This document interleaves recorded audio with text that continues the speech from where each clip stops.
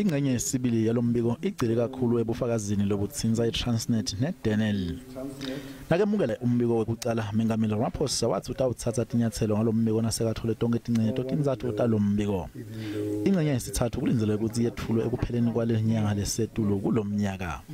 Today we are delivering part 2 of the report. It is envisaged that there will be 3 parts to the report altogether. We had hoped that we would have been able to include 2 more of the volumes inside, but as you can see, these things tend to be big.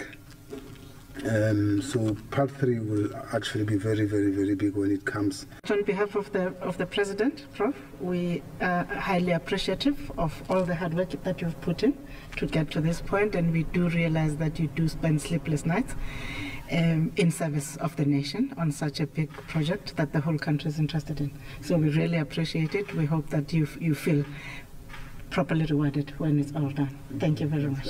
Thank you.